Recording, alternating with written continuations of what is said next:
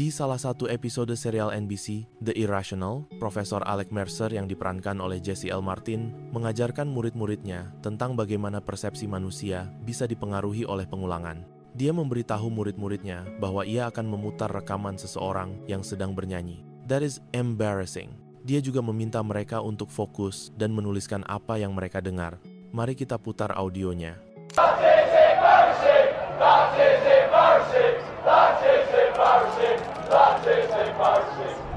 Hampir semua murid Profesor Mercer mendengar suara itu mengatakan, "That is embarrassing."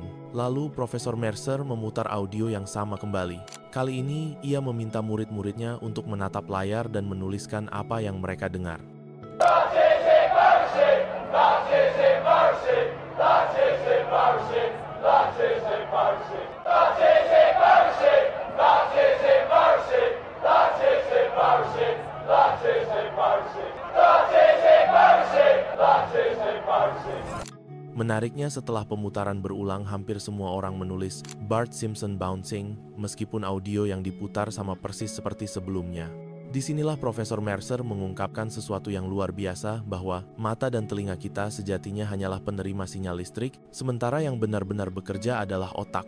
Otak menafsirkan sinyal itu berdasarkan harapan serta pengalaman yang sudah kita miliki. Dengan kata lain, kita tidak sedang melihat realitas apa adanya, melainkan melihat versi realitas yang dibentuk oleh pikiran kita sendiri. Itulah sebabnya, dua orang bisa berada dalam situasi yang sama, tetapi menangkap pengalaman yang sama sekali berbeda. Realitas sejatinya tetap ada di luar sana, dan tidak berubah hanya karena pendapat atau sudut pandang kita. Namun, untuk mengenalinya secara murni sangatlah sulit, sebab otak kita selalu menyaring setiap informasi melalui lensa pengalaman, pandangan, keyakinan, dan pola pikir yang kita bawa. Pada akhirnya, persepsi adalah gabungan antara apa yang ditangkap indera kita dan apa yang diyakini oleh otak kita.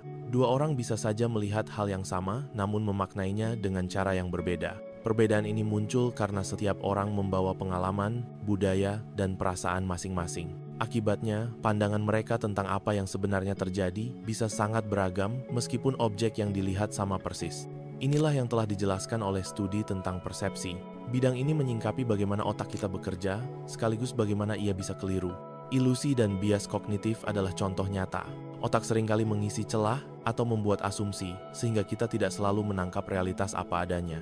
Misalnya pada ilusi optik, memperlihatkan kecenderungan otak menafsirkan sesuatu dengan caranya sendiri. Sementara bias kognitif bisa membentuk cara pandang yang akhirnya membuat kita jatuh pada pola penilaian yang salah. Salah satu contoh paling populer adalah fenomena foto gaun hitam biru yang sempat viral ini. Banyak orang terpesona bahkan terkejut ketika menyadari bahwa teman atau keluarganya melihat warna yang berbeda. Ada yang bersikeras gaun itu biru dan hitam, sementara yang lain melihatnya putih dan emas. Rahasianya terletak pada cara otak menafsirkan cahaya dalam gambar. Perbedaan penafsiran ini membuktikan bahwa yang kita lihat bukan sekedar apa yang ada di depan mata, tapi bagaimana otak kita memilih untuk memahaminya. Contoh lainnya adalah ilusi optik ular berputar ini. Dalam ilusi ini, serangkaian lingkaran konsentris dengan pola warna kontras tampak bergerak terus-menerus, padahal sebenarnya gambar itu statis. Ilusi ini tercipta dari interaksi warna dan pola yang menipu otak kita, sehingga terlihat seolah ada gerakan yang sebenarnya tidak ada. Ilusi optik seperti ini menunjukkan cara otak kita memproses informasi visual yang bisa membuat kita salah menafsirkan dunia di sekitar.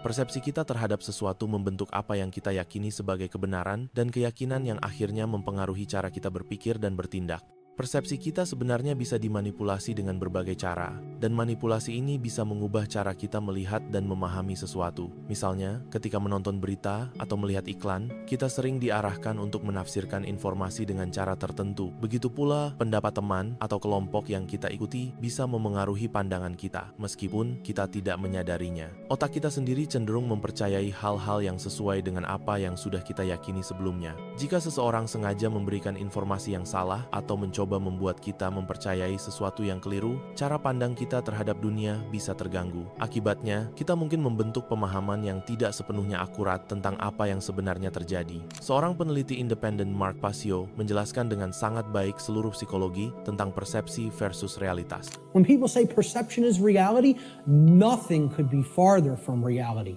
than that statement. Perception is not reality. Okay? It is just what it says, perception, seeing through, perceive, to see through something. like a lens or a filter, okay? I perceive things differently without these glasses. That's one perception. When I put them on, I perceive things quite differently and more clearly, okay? Well, that's how human perception works, like a lens. It's a filter, okay? But what's there is the same thing. What's there is the same thing. All the change is how I perceived it. Realitas itu objektif. Artinya, realitas ada apa adanya dan tidak tergantung pada persepsi, keinginan, atau keyakinan. Dengan kata lain, meskipun kita melihat atau merasakan sesuatu dengan cara tertentu, persepsi kita belum tentu sama dengan kenyataan. Jujur saja, hal ini akan sulit untuk diterima. Menyadari bahwa persepsi kita bisa salah itu akan langsung menantang ego, di mana bagian dari diri kita yang ingin selalu merasa benar. Kita semua cenderung percaya bahwa pandangan dan pengalaman kita itu valid, bahwa apa yang kita lihat atau rasakan itu akurat. Padahal kenyataannya, persepsi kita sering dipengaruhi oleh pengalaman sebelumnya, emosi, budaya, dan pola pikir yang kita bawa. Singkatnya, apa yang kita yakini sebagai realitas seringkali hanyalah versi kita sendiri dari dunia yang dibentuk oleh pikiran, pengalaman, dan perasaan kita. Lalu muncul pertanyaan, apa yang membuat seseorang yakin bahwa persepsinya benar? Now people will say, well, what makes you say your perception of this topic is going to be accurate? That's because I went through the process of having to admit over and over and over and over and over again endlessly how wrong I was about my former perceptions. I went through that destructive process of breaking down my former belief systems, of breaking down my former emotional patterns, of most of all changing my behavior. That's the thing that's the most destructive, because we get attached to our behaviors and patterns. So asking people to change, I recognize it's not easy. It took me probably about 8 years of my life to do it. Most people don't want to spend a minute on creating personal change, let alone 8 years. Human beings' perceptions are capable of wavering. They can waver slightly from the truth, and they can waver wildly from the truth. What truth is that which does not waver. It doesn't move. It's that which is. It doesn't matter what anybody thinks about it. It doesn't matter whether anybody believes it.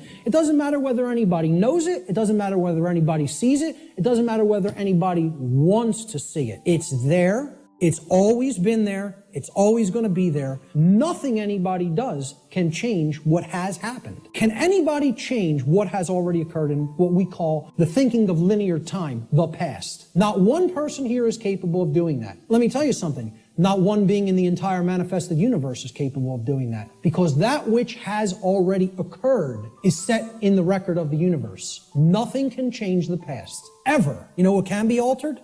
The future. And you know where the alteration of the future begins? In the present moment. That's exactly right. That's the only place it begins. Jadi, sebenarnya apa itu realitas? Jika kita lihat secara sederhana, realitas hanyalah sesuatu yang sudah ada. Ia adalah apa yang telah terjadi di masa lalu dan apa yang sedang terjadi sekarang. Realitas tidak ada di masa depan. Ketika masa depan tiba, barulah ia akan menjadi realitas. Dengan kata lain, realitas selalu berkaitan dengan momen nyata yang sudah terjadi atau yang sedang terjadi sekarang. Kita tidak sedang membahas pesan Tuhan atau keadaan alam semesta, tapi yang dimaksud hanyalah peristiwa yang sudah terjadi di masa lalu dan yang sedang terjadi di saat ini. Now, I want to ask people to imagine, see these white lines? Imagine these white lines that do not waver as truth. And imagine that the perception that is set against the truth, we're going to take 3 different individuals. This is individual A, this is individual B, this is individual C. Their ability to perceive what has occurred and what is occurring is what I would refer to as consciousness. Consciousness is a being's ability to recognize patterns and meaning with respect to those patterns. Meaning you have an accurate understanding of what's taking place within and around you, or you have an inaccurate understanding of what's taking place in and around you. If your consciousness is high, meaning it's at a high frequency, okay, that means you're going to have more of an ability to understand and recognize the patterns. If your consciousness is low, you're at a low frequency, you're going to see the pattern less. You're not going to accurately perceive. So I liken this to a waveform. In simple, physics, a wave, this is a simple sine wave, okay? It has its crest here and its trough here, okay? And then the pattern repeats, goes up to the crest, down to the trough, and repeats over again. The distance between either crests or troughs of the wave is called the wavelength. The longer the wavelength, the shorter the frequency. What that means is how frequently is it going to be intercepting the line that represents truth? How frequently is it going to be aligned with this line, which we are calling truth? This is a low frequency vibration. It's a low frequency wave. A wave like this, if it was an audio wave, would produce a low frequency, would produce a low bass tone. As we go up to a higher frequency, you can see the wavelength is shorter, meaning that it intercepts the line which represents truth much more frequently. We can count them. 1, 2, 3, 4, 5 here. 1, 2, 3, 4, 5, 6, 7, 8, 9 there. So this is a higher frequency vibration. When we go up to an even higher frequency, let's say person C has this consciousness, they have a higher frequency, and they're intercepting the line that represents truth much more frequency. I won't count those out because there's a lot of them. The higher the frequency, the more in tune with truth we are. What would happen if this frequency became infinitely high? What would it become? It would be indistinguishable from a line. And therefore, someone would be aligned to that which is. The higher the level of consciousness or frequency, which is their perception of reality being accurate, not wavering as much from the truth, because it's hitting it in more places. This wave would turn into a line at some point, the higher the frequency went. Konsep ini seperti gelombang suara. Kita mendengar nada bass rendah seperti ini, lalu naik, dan akhirnya akan keluar dari jangkauan pendengaran manusia karena frekuensinya menjadi sangat tinggi. Konsep yang sama berlaku di sini. Semakin tinggi frekuensinya, semakin tinggi pula persepsi terhadap realitas. Kualitas persepsi akan menjadi konsep yang perlu diingat. Persepsi bukanlah realitas, melainkan filter yang kita gunakan untuk melihat realitas. Tugas manusia adalah menyelaraskan persepsi mereka dengan realitas yang ada, yaitu kebenaran. Kita perlu mengesampingkan apa yang kita inginkan sebagai kebenaran dan melihat apa adanya. Apa adanya sama sekali berbeda dari apa yang kita inginkan. Namun, sampai kita mengenali apa adanya, kita bahkan tidak dapat membuat diagnosis yang akurat tentang apa yang sedang terjadi. Travis Walton mengatakan dalam bukunya Fire in the Sky, "Saya menyadari bahwa masalah terbesar dimanapun di dunia ini adalah persepsi orang tentang realitas yang disaring secara kompulsif melalui jaring penyaringan antara apa yang mereka inginkan dan tidak inginkan menjadi kenyataan. Kita ingin sesuatu menjadi kenyataan, tetapi itu tidak menjadikannya kenyataan dan itu bukanlah realitas. Apa yang membuat realitas adalah apa adanya, perilaku apa yang diambil, dan apa efek sebenarnya di dunia yang terwujud. Begitulah keadaannya. Tidak masalah bagaimana kita menginginkannya. Mungkin saja keadaannya sangat berbeda sekarang daripada yang kita inginkan." Jadi, gimana menurut kalian tentang tema ini? Apa yang kalian tangkap dari eksperimen Dr. Mercer tadi? Dan warna apa yang kalian lihat dengan ilusi optik gaun yang sempat viral itu?